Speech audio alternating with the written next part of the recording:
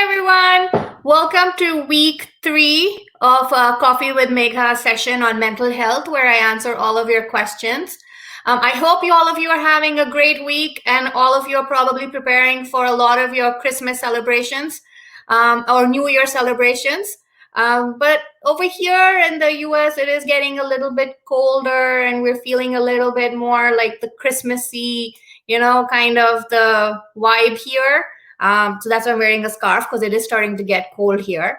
So today I'm going to be answering a lot of your mental health questions that were posted or sent to me via email. So without further ado, let's begin with our first question, and let's see what that one is. What are some of the strategies that therapists use to start a couple to talk in therapy? Now, this is a very good question. And a lot of therapists have very different ways of, having couples work in a therapy session. So I would like to tell you about how I work, or I used to work with couples when I used to do couples counseling. First of all, when a couple comes into counseling, it is very important to set the baseline keys in a session. For example, one of the rules that I would tell the couple is you need to give each other space when you're talking, which means there's not going to be an overlap of talking between anyone. So whenever one of the person in the couple was talking, then I would tell the other one to be quiet and listen, because it is their time to speak and talk about whatever it is that they're feeling.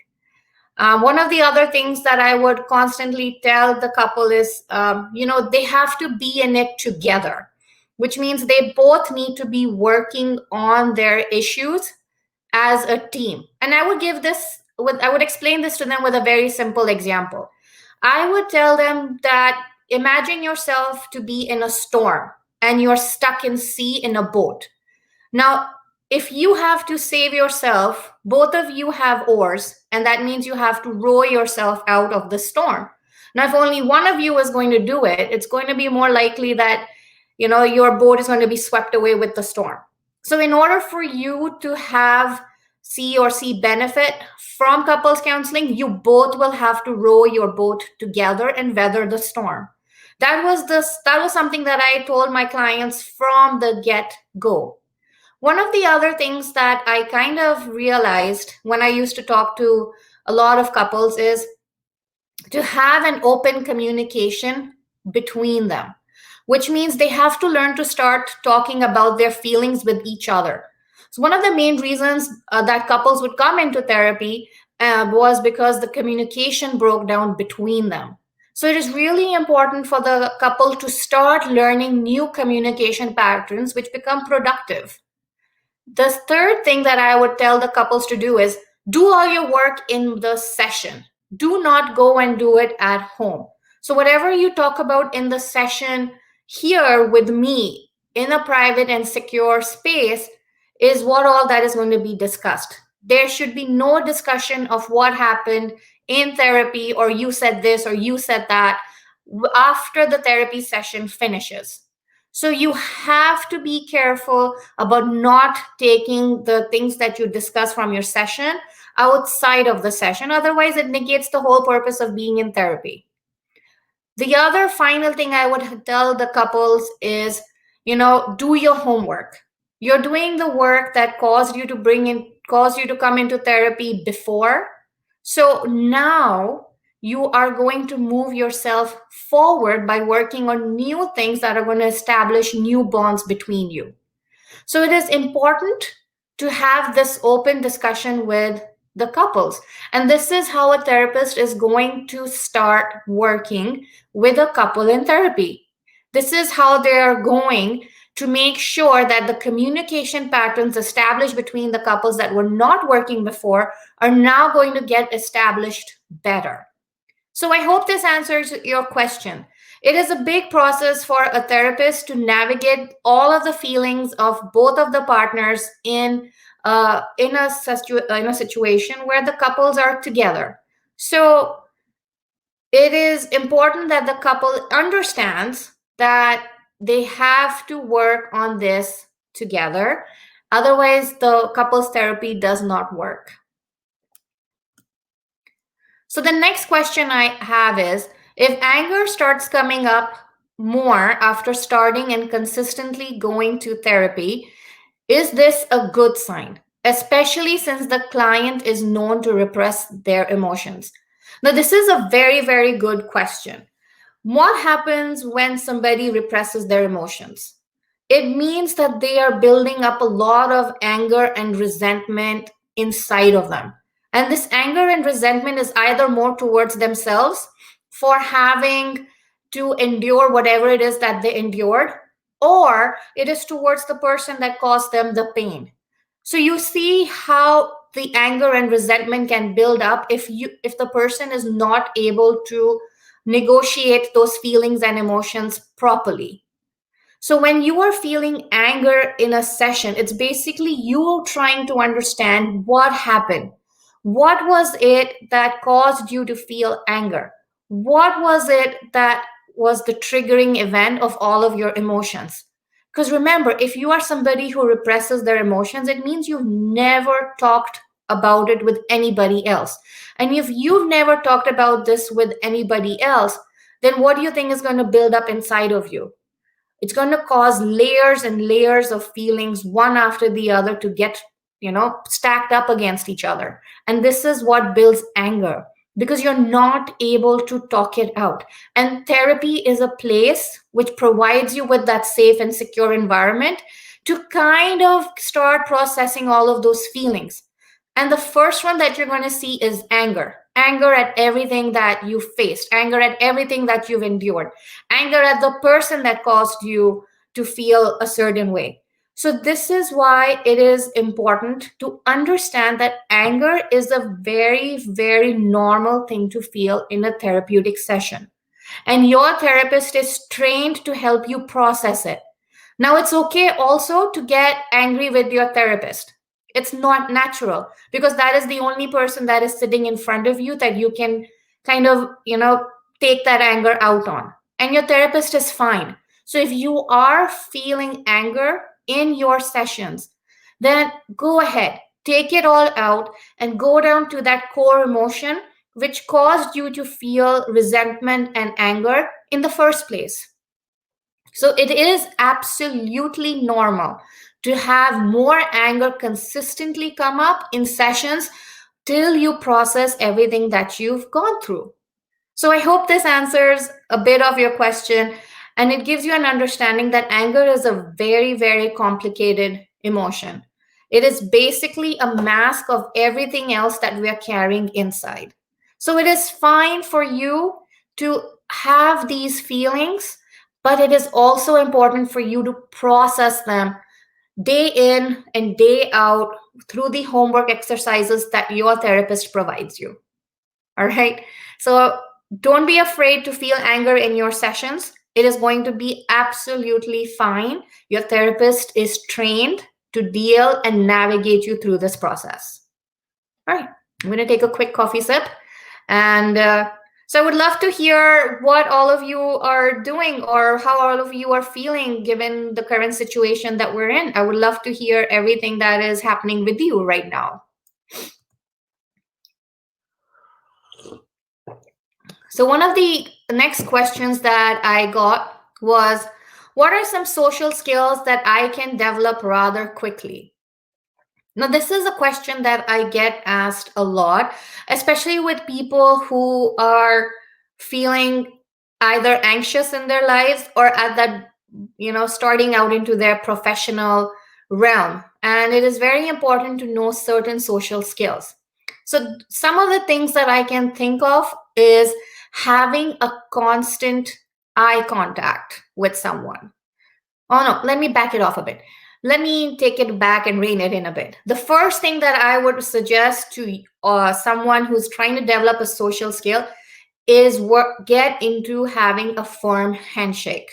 A firm handshake is basically a way for the person in front of you to gauge your confidence. The firmer the handshake, the person in front of you is going to start thinking, hey, you know what? There is something about this person. Now, if you have a weaker handshake, which means it's more like a limper one, it kind of gives the indication that you're feeling not confident in yourself, which in turn indicates to the person standing in front of you that maybe you are not the right fit. So start building or start working on a firmer handshake. Even if you're feeling nervous, make that handshake firm and look directly into the person's eyes, which is the second point I'm making. Have constant eye contact with the person in front of you. That shows, again, a level of confidence within yourself and that you're actively listening to the person in front of you. So this is a very important social skill to have, to maintain constant eye contact. Now, don't keep staring at the person, because then the person is going to feel, a little bit aware of who they are. Look at the person's eyes when you're talking to them and take a little bit of break. Look here and there.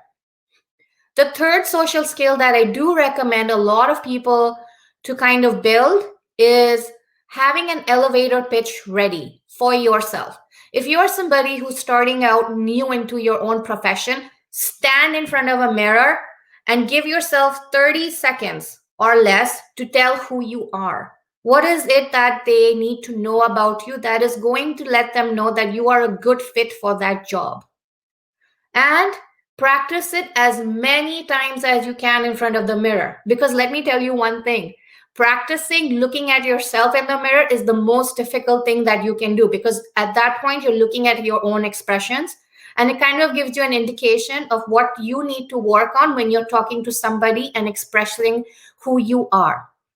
On the other side, if you are developing a social skill, let's say for somebody who is in a dating realm, then again, the same thing applies. Work on that 15-minute elevator pitch, look them directly in the eye and say, hey, how are you? How are you doing? And let them know who you are. Now, if you are doing this as part of, dating somebody or meeting somebody for the first time, or even meeting some friends, you are talking about yourself, but in a different way in terms of your likes and dislikes. Maybe you're talking about something that is, important to you. So make sure that in these situations, which are in the social realm, that you are giving the other person a chance to speak. So don't hog all the attention. Now, the final thing that I always tell somebody who's trying to develop a social skill is smile. Just smile at the person in front of you, because the more you smile, the more you're going to feel like that you're exhuming positive energy, that you're giving a lot of positive energy out to the person in front of you, and that calms the person into being able to talk to you more. So smile so that the person is at ease, and smile for yourself so that you are also at ease. And that is one of the final social skills that I always tell, or used to tell my clients, to kind of start working on. So let's do a quick recap. Start with a firm handshake, then maintain constant eye contact, practice your elevator pitch, and smile. These are very simple social skills to develop for anyone who is either entering a professional realm or is entering a social realm or is trying to improve how they behave in front of others. So I hope this answers your question. It's coffee with Megha, so we all need to have a sip of coffee, correct? How do I start a counseling session? What should I look for in a therapist? Now, this is a very, very good question. I get this asked a lot of times on many of my social media platforms. So let's start with your second part of the question first, which asks me, what should I look for in a therapist? Now, it all depends on what you are looking for to get in therapy. What is a specific issue that you want to get addressed? Now, many therapists are trained in their own profession. So you might have therapists who are trained in anxiety and depression disorders. You might have therapists who are trained in trauma disorders. You have therapists who are trained in addiction or eating disorders. So when you're looking for a therapist, go into their profile and see what it is that you want from them, and make sure that they have the necessary experience backing it. So, for example, when I was counseling, I was trained in depression and anxiety disorders, and that is something that I would, counsel my clients on. Now, if I wasn't comfortable with, having a client with addiction issues, then I wouldn't take this client on, and I would let them know from the get-go that, you know what, I don't feel that I have the necessary expertise to help you, but I do have a good reference that can. And that is the first sign of a good therapist. If they know that they cannot deal with your issues, they are going to let you know that up front. So when you're looking for a therapist, have a look at their profile from the get-go. See how much experience they have behind them. What are they trained in? And then go and make that first phone call to your therapist. Now, the next part of your question is, how do I start a counseling session? To start a counseling session, make that first phone call. Ask them the relevant questions. Hey, you know what? I am feeling this, this, and this. Have you ever had somebody that had the same situation as me? And what did you do? Now, ask them whatever is important to you during that phone call and kind of gauge. You will probably know in the first, I would say, 10 minutes or so if this is the right therapist for you. So take that time, ask whatever is relevant. If you want to know something as, hey, you know what happens if I have a setback in my session? Are you going to help me come back from my setback? Now, I used to get asked this question a lot because it is very important for some people, because whatever stage they're in, not everybody can keep moving forward. So for some of them, it was key to understand what would my goals be if they had a setback. So that is how you're going to start your first contact with your therapist, is asking them the relevant question. Now, when you go into your first therapy session, then you have a chance to meet your therapist face to face. And again, check for the vibes. Are you feeling the therapist? Is this therapist showing you empathy? Is the therapist asking you all the right questions that are kind of making you think, oh, wow, this therapist knows what I'm going through? You need to have that click inside of you to make you feel that this therapist is the right one for you. And if it's not, it's fine. Let the therapist know. Let them know and tell them, hey, you know what? I don't feel that you and me can connect, so I'm going to find somebody else. So this is how you will start a counseling session, by finding that right therapist who you gel with. It makes a big difference. If you don't have a therapist that you're gelling with, the whole process is not going to work. So you need to have that therapist who understands you, and a therapist that is trained in that specific thing that you're looking for. All right. So if you're looking to get into therapy, I hope this helped you answer both of your questions. And I wish you all the best in finding the correct therapist, and that you take benefit from the therapeutic process. Now, who am I supposed to be? My therapist says to not buy into my thoughts. My counselor said not to believe my emotions. I can't trust my memories. I am questioning my faith. My values are changing. What am I supposed to be? Who am I supposed to be? Well, this is like a very, very deep question. So if from the get-go, I get an understanding that you've been to a lot of people and you're trying to figure out who you really are. Now, if your therapist has told you not to buy in your thoughts, it would probably indicate that you're maybe having a lot of thoughts and your therapist is trying to rein in the relevant ones. So first of all, your thoughts are the way by which you process everything that you are feeling. So whatever it is that has caused you to feel a certain way is basically the thought that has caused that feeling. So if your therapist is saying not to buy into your thoughts, it would probably mean that the therapist is now trying to figure out which ones are the more rational ones. Now, you said you also went to a counselor and your counselor said not to believe your emotions. Now, this is kind of strange because I don't think any therapist or counselor is ever going to tell you to not to believe your emotions. Your emotions are a key to your mental health. They are a key to understanding who and what you are doing or feeling. So I wouldn't actually believe what your counselor said. I would rather believe or follow what your therapist said. Is that follow in on a specific thought. Follow in on what that thought is telling you to do. And then you say, I can't trust my memories. I am questioning my faith and my values are changing. Now, if you can't trust your memories, then you need to go back to your therapist and ask, which one of my memories what is happening with my memories? What is it that I can't remember properly? Is it something that you've buried deep down? Is it something related to a trauma that you've buried deep down and you don't want to bring it to the forefront of your thoughts? So this is something that a very qualified therapist can actually help you with, is to figure out why you're not able to trust your memories.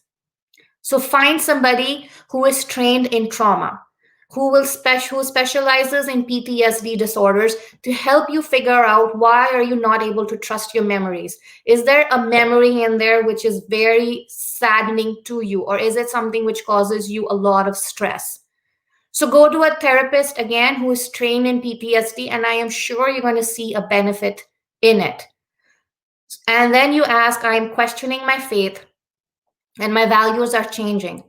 Now, if you are somebody who's trying to figure out who you are, it's absolutely fine to have your faith and values questioned all the time. Even me, as an adult, right now, I question all of my values or my faith. I always have these questions asking, why is this happening? Or is this really true? What it is that I want to rein in from my own faith? What is it that I want to believe in my faith? And what are my own moral and ethical values guiding me towards? So your faith does provide you with your current values, but your life experiences provides you with the more other key values that are necessary to survive in this world. So you are an evolving person. We are never the same from the time we are a child to the time we are going to probably leave this planet and die. So every single step, you are going to see that your faith in certain things is going to change and your values are going to change. So it is okay to embrace those.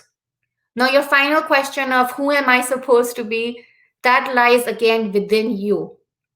It is you who gets to decide who you are and the kind of person you want to become. You get to decide what the purpose is that you have figured in your mind for your own life.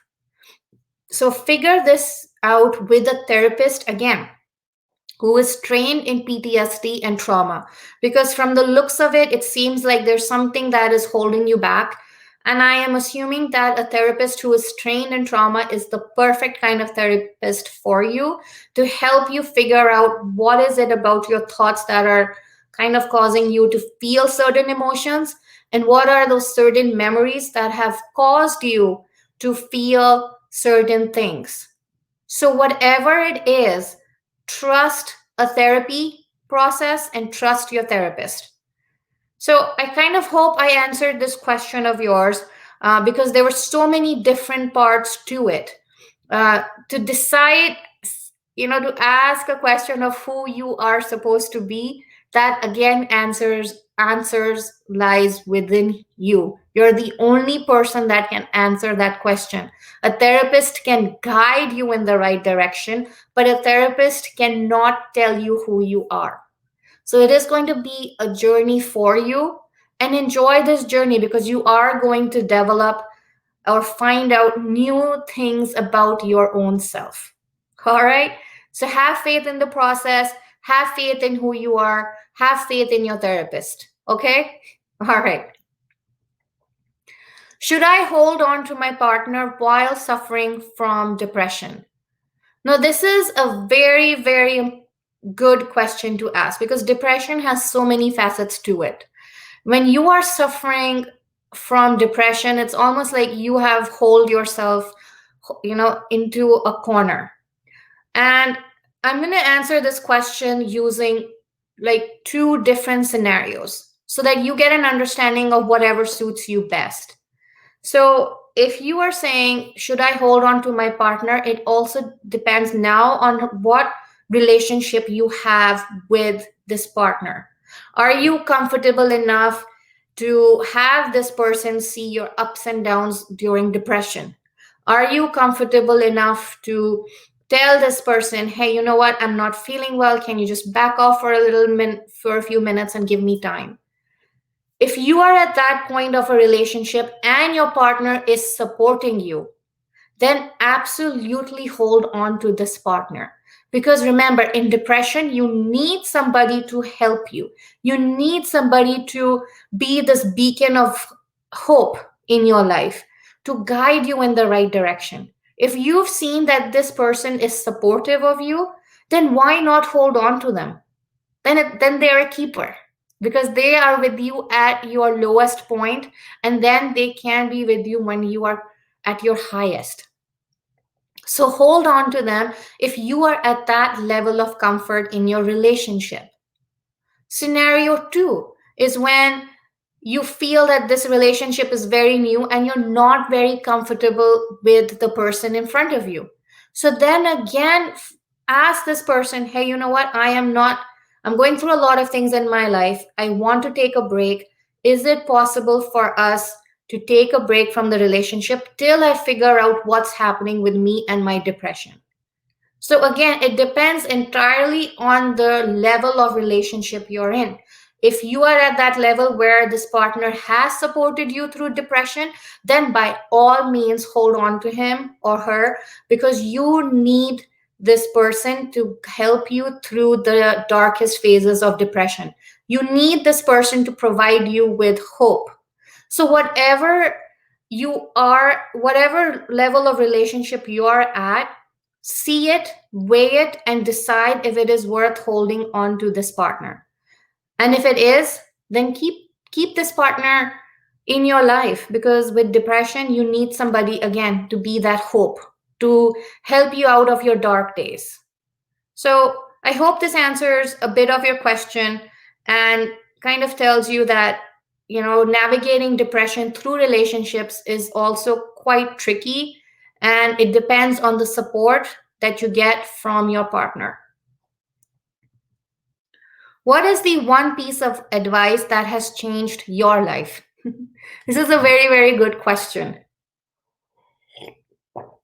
So, when I was a young teenager or when I was younger, I definitely now know that I had social anxiety, that I was constantly worried about what other people are thinking of me. How are my actions and behaviors being seen by other people? So I wasn't very talkative in class and I was more shy in front of other people. I remember times when I would be in social gatherings and I wouldn't want to interact with anyone because of my own social anxiety. So, and I knew I was really good in public speaking, but I didn't have the courage to go and speak in front of others. So I remember one time in high school, I remember this very vividly. My social science teacher in high school, he called me once and he said, you spoke really well because I had a presentation and I had to do it in front of the class to get my grade. And he said, I know a lot of people go through social anxiety. And he talked about his own social anxiety. And he said one thing that has stuck with me since then, which is, you worry about what the world is thinking of you, but the world outside is too busy in their own things. They're too busy in their own minds to realize or focus on what is happening with you. And I don't know how or what, in the way he said, it kind of suddenly clicked. it clicked in my mind that I am worrying about something which is probably not true. Yes, there are going to be people out there who will constantly judge, but not, I don't need to focus on them. I need to focus on what makes me me. It was the way he said it that has propelled me into becoming who I am. I no longer have that social anxiety because I know that I have the necessary skills that are going to help me forward in life. And that was the best advice I got. It took me out of this this feeling of false feeling of being watched all the time, or the false feeling of of people constantly judging me.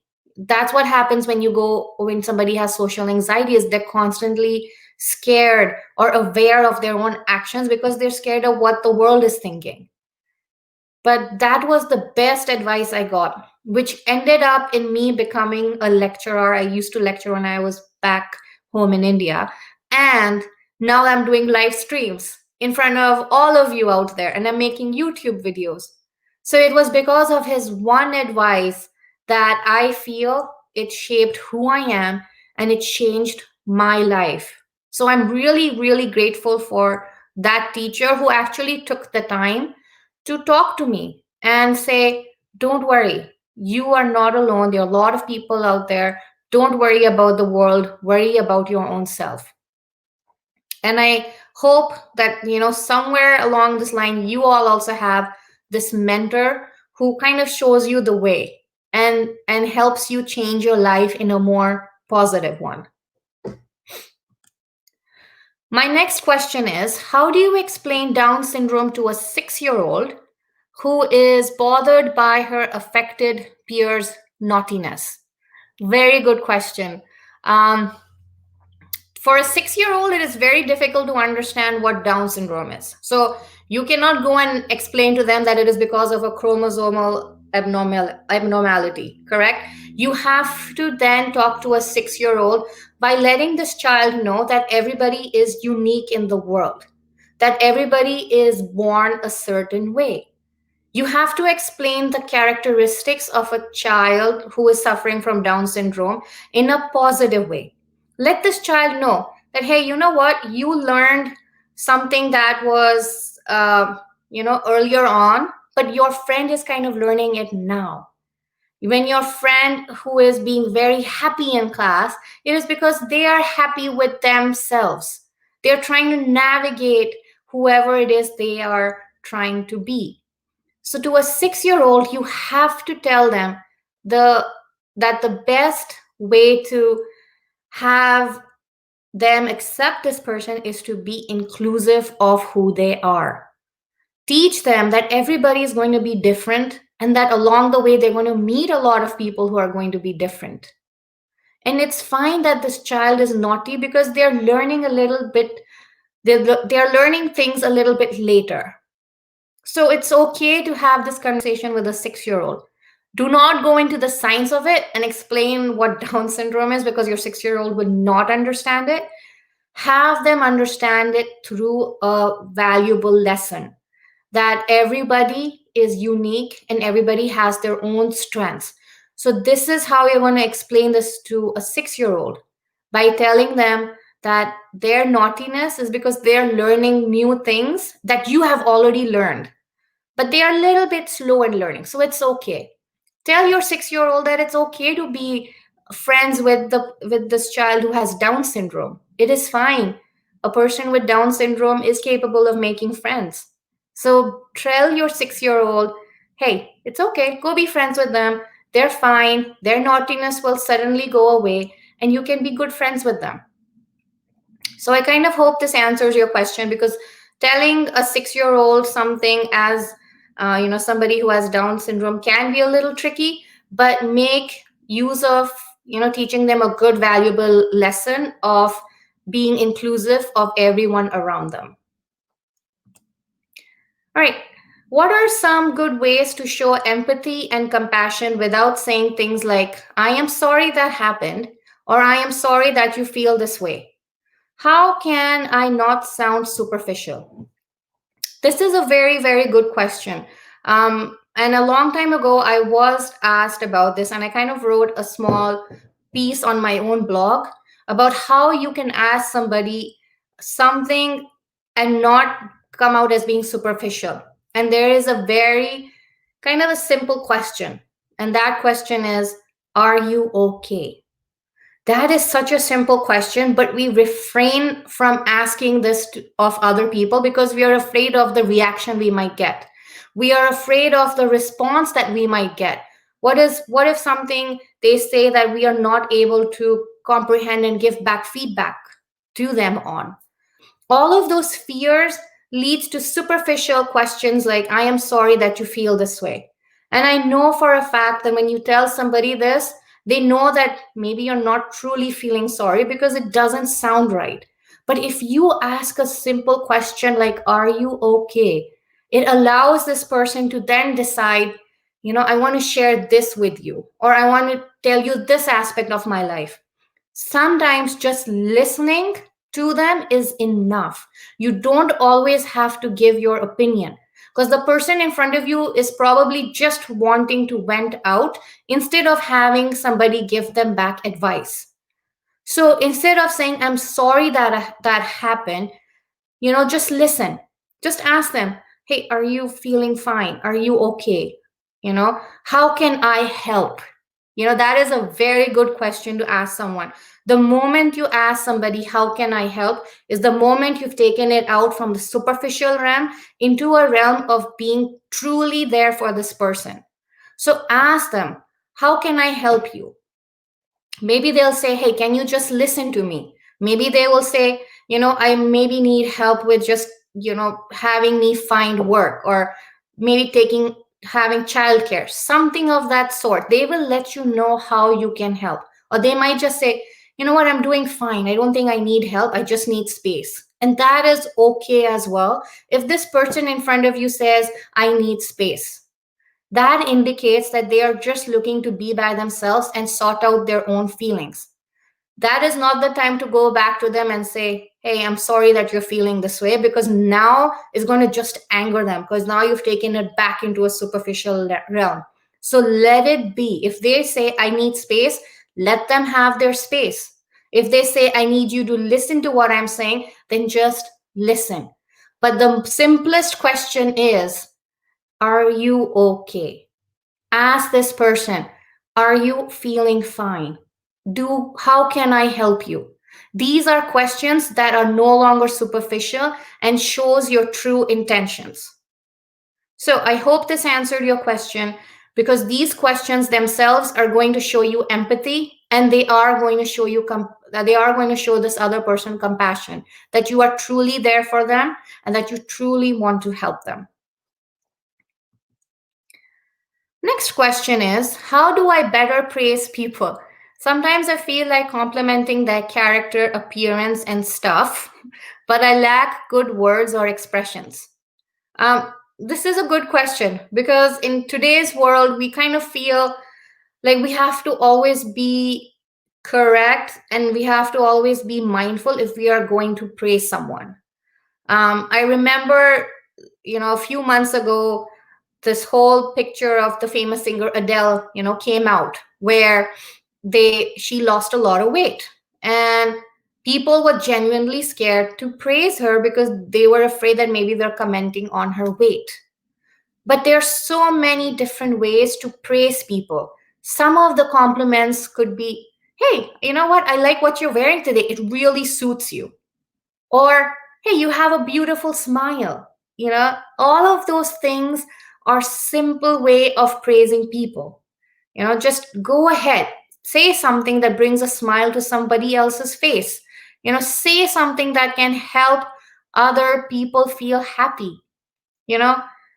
So some of those other expressions could be, I really like the way you spoke in front of other people today. Now you've praised their work. Now you're going to give them confidence. So find specific traits or things that are, going to make them feel happy. Don't be superficial and say, oh, I like the shoes you're wearing, or I like the clothes you're wearing. That's not full praise. Go for the character. Hey, I liked your smile. I liked what you did today. Thank you for doing this for me. That those are compliments that people are looking for. Or if somebody is wearing something nice, and go ahead and say, hey, you know what, this really suits you. It brings out the color of your eyes, for example. So match that compliment with something in them. That is how you genuinely praise people and make them genuinely happy. So when you're complimenting them, find a thing, find a character, combine it. And that is what was going to truly bring them happiness. I am very depressed and I am seeing a therapist for it. My mother asked me if she can help, but I don't think she can. I told her so, and now I feel like I hurt her feelings. How do I tell her that she cannot help me? Or am I in the wrong here?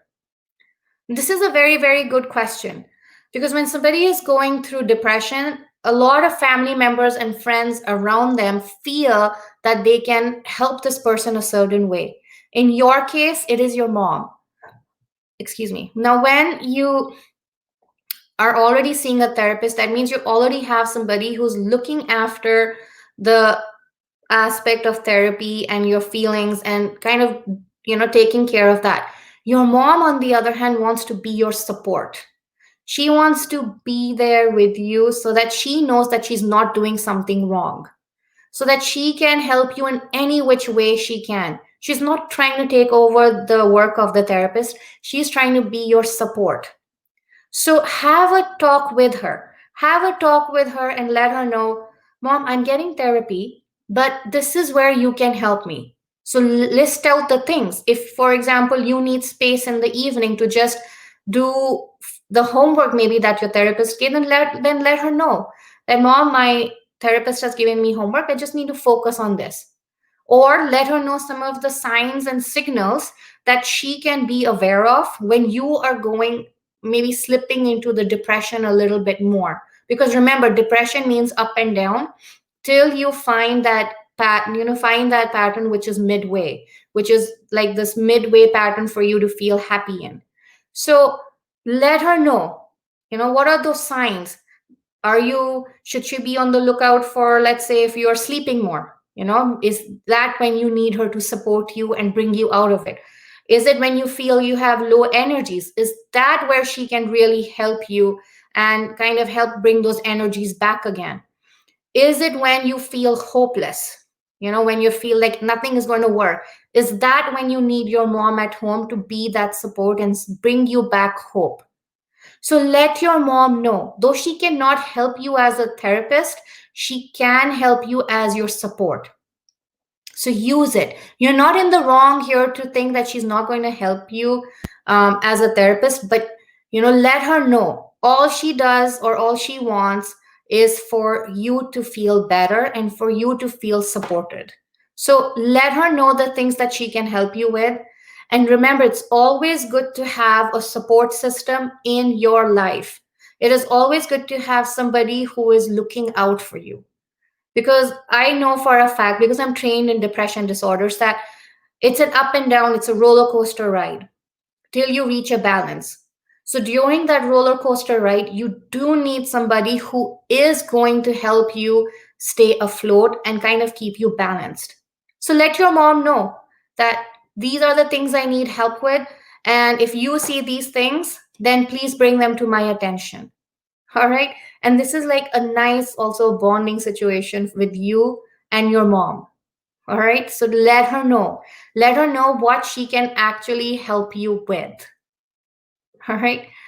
Well, I think this was my last question for the day. If I know I can see a few people on the live stream right now.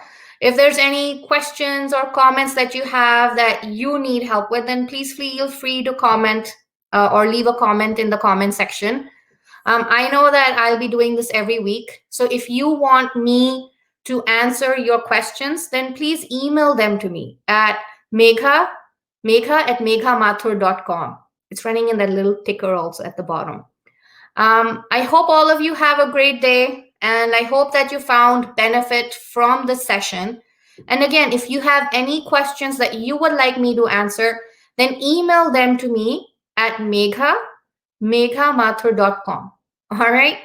I wish all of you a great day. Have a wonderful week. Have a wonderful weekend. And I will see you here next Wednesday.